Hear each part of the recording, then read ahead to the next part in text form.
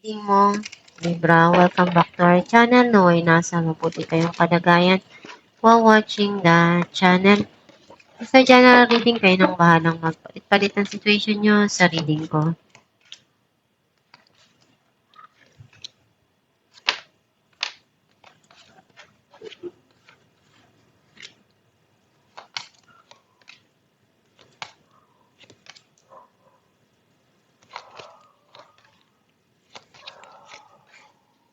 At the bottom of the deck, Ace of Wands. I feel like ang nasisense ko na energy mo, meron ka ditong gustong simulang gawin or pinag-iisipan na gawin or proyekto na darating sa'yo na gusto mong umpisahan at i-grab.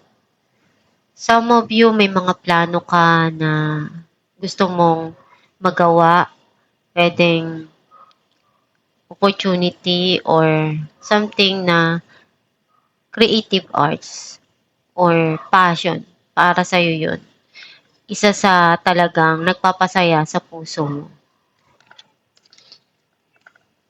Ang mensahe ng card mo, meron ditong nagpalungkot sa puso mo or nasaktan ka ng sobra-sobra at iniiyak mo. Hindi mo pa rin makalimutan yung mga nangyari sa buhay mo, sa nakaraan, maaring tao na talagang nagbigay ka ng malaking space para dun sa tao na yun sa puso mo or pitak sa puso mo. Some of you iniisip mong makapag-ipon at mag-save para sa kinabukasan mo. Gagawin mo lahat ng makakaya mo para makuha kung ano yung gusto mo, kung ano yung kailangan mo sa buhay mo. Ipaglalaban mo yung para sa'yo, hindi ka hihinto, hindi ka basta-basta susuko. May darating na offer, some of you, may mga desisyon ka kailangan gawin, or meron kang pinag-iisipan or pinagsisisihan dito. May mga plano ka para sa kinabukasan mo. At iniisip mo kung ano yung pwedeng paraan doon. Some of you may travel na iniisip. Pinapakita mo yung pagmamahal na kaya mo doon sa mga taong nandyan para sa'yo. Some of you, gusto mong maramdaman yung totoong pagmamahal, yung pag-aalaga, yung pag-aaruga. Some of you, nakikita ko na sometimes may iniisip ka dito na napapaiyak ka, na nakatulala ka lang. May mga opportunity na papasok sa buhay mo pero magulo yung isipan mo kaya hindi mo malaman kung ano yung dapat mong umpisan, dapat mong gawin. Clarify natin ang Three of Swords. Nine of Swords and Ten of Cups. May nagpapalungkot sa iyong isipan. And unti-unting mapapalitan yan, magbabago, darating din yung masasaya para sa'yo.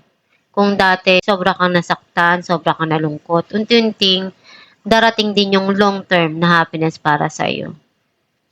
Na pinapakita yung pagmamahal, yung mga hinahanap mo na hindi na ibigay sa nakaraan.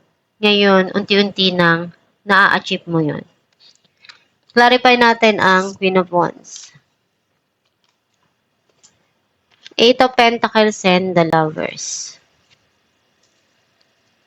Gagawin mo lahat na makakaya mo para dun sa mga mahal mo sa buhay or dun sa taong mahal mo. Andun din yung passion na ipapakita mo. And hindi kayong tao na basta-basta susuko pag gusto mo yung tao or pag mahal mo.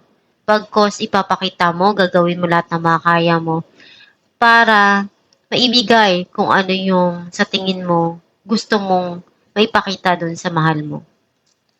Clarify natin ang Four of Cups.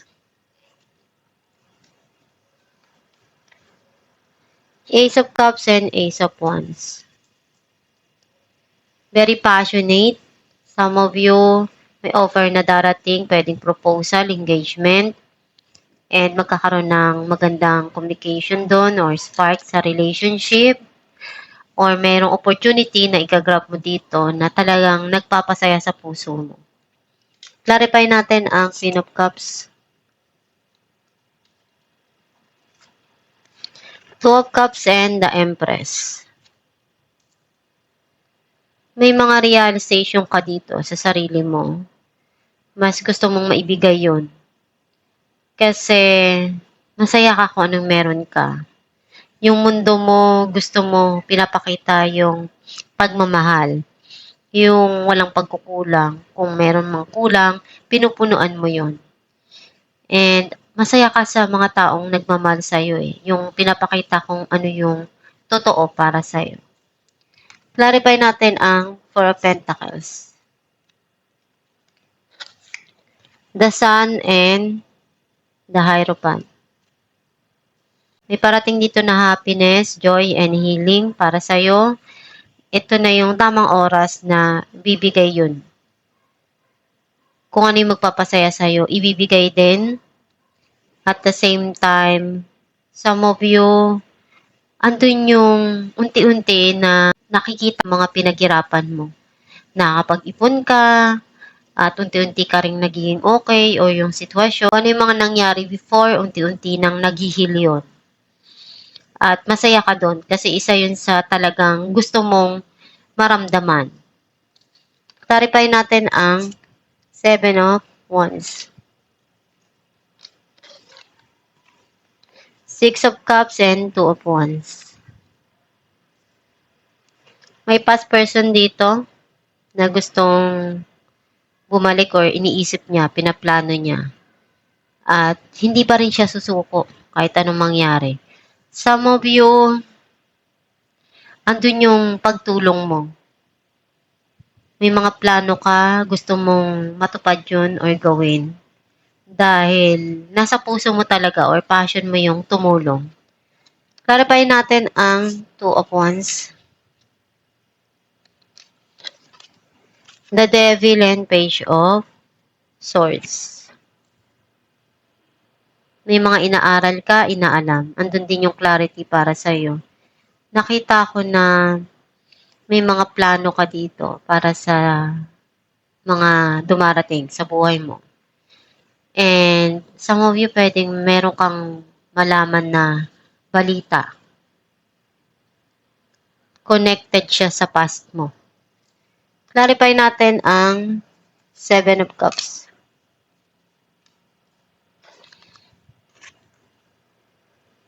Four of Wands and King of Wands. Nakita ko na gagawin mo yung makakaya mo para sa mga mahal mo sa buhay. May mga binibigay sa'yo dito na opportunities, option, kung ano yung mas makakabuti para sa'yo at para sa mga mahal mo sa buhay. Some of you, meron ditong reunion, celebration na darating or prosperity na ibibigay sa'yo. Andun yung pagsusumikap mo na ma-achieve yung goal mo. Kailangan mo lang talagang alamin kung ano yung tama para sa'yo. And nakikita ko dito na may hinihintay ka. Pwedeng nasa malayo, magkakaroon ng communication galing sa past. Alamin natin kung ano mensahe ng iyong gabay.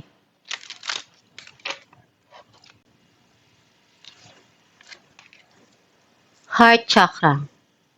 Love is the heart of the matter. Your heart is the center within your physical being attuned most to love. It's safe for you to love and be loved with an open heart as we stand by with perfect protection and guidance. Ang mensahe ng yung gabay na yung puso yung palaging pinaka-importante.